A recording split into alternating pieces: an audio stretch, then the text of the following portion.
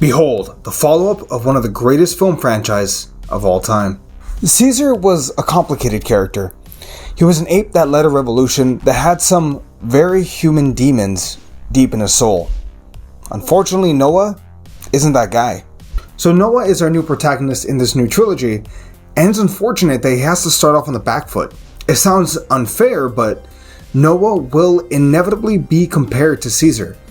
And I think from the start, of course, Noah isn't as in-depth as Caesar.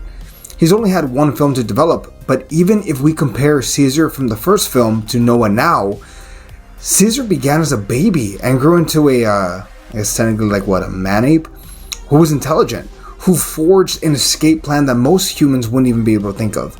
And it used the AZL-113 virus to make apes more intelligent and essentially kickstarts a revolution. And Noah, again, isn't that guy. But if we try to judge Kingdom of the Planet of the Apes on its own, can it hold up? And I think, mostly, yeah. Noah is a young ape trying to join a squad of hunters that use eagles, which is pretty cool. The evening before the ceremony, Noah's egg is smashed after a run-in with a human. When Noah goes back out to the city, he inadvertently leads a pack of mercenaries back to his village, directly causing the death of his father. And from here, Noah's journey is set. Bring his village back home. Along the way, we meet Raka, an orangutan priest of the Church of Caesar who's been hunted down by Proximus Caesar. Along the way, we also pick up May, a human with the ability to speak and someone who is far more intelligent than she initially leads on. Proximus is trying to get into a vault of weapons, which also houses a cipher that May wants. All while, Noah is just trying to retrieve his family and ends up getting mixed in with all this mess. Although that said, this is where a lot of the world building happens, and honestly, some of the best parts of the film.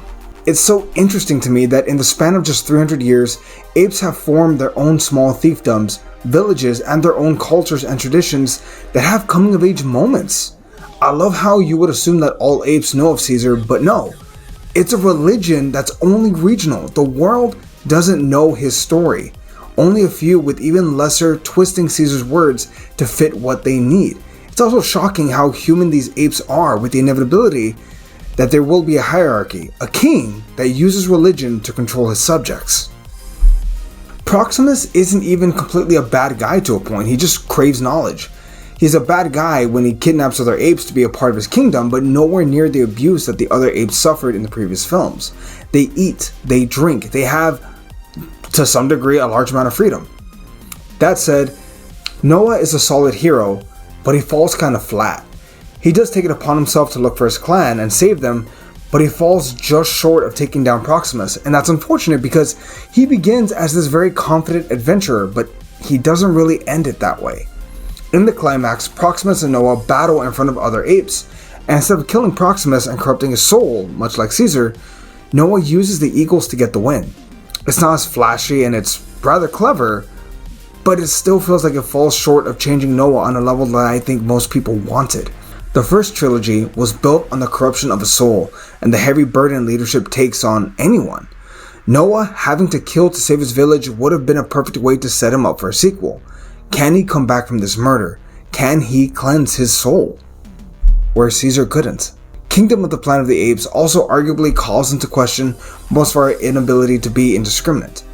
May doesn't trust apes until a metaphorical gun is put to her head, and even then, remember, in this world, apes are able to be complex as humans, but May doesn't trust any of them. Granted, she does give Noah an opening to get his village out, and she does save Sonia, but she still blows the dam and drowns countless innocents in the water. In a sense, her loyalty only goes so far as you are helpful to me. There's this great shot towards the end of the film where May and Noah are talking, and we see for just a moment, a glimpse, she has a gun behind her back. Because she still can't let it go. All apes are bad and savage creatures. My response is simple. Noah tried to save everyone. May was willing to sacrifice everyone. Who's the real monster? Along the way, we also get a lot of great action set pieces, a lot of great world building, a lot of great animation that's been compared, rightly so, to Avatar. It looks seamless and flawless. It's easy to tell where the budget went in this film. Kingdom also feels like it has a lot of great slow-paced world building moments. And I love that. Although I think others might feel like it drags down the movie, I enjoyed myself. I really enjoyed a lot of the stuff that they did in this film. I enjoyed the fact that the apes were marveling at an airport thinking this is where apes used to feed humans and take care of them. It's an airport and we know that, but they don't. And it's just, there's something interesting there, because how much are we getting wrong about our history that we have no knowledge of? We just have some evidence and we're going on our best guess. It's fun and I like that. Does the film fall short of its predecessors? Yes, but it's not exactly fair when the trilogy set the bar so high. This movie, for me at least, is a 7. It's a great start. I hope they ramp up in the future, but until then, yeah. Well, what about you? What did you think of this film? Also, what's your favorite moment from any Planet of the Apes film? What's your favorite moment? Go ahead and let us know down below. We'd greatly appreciate it, and we'll catch y'all next time. We'll see everybody.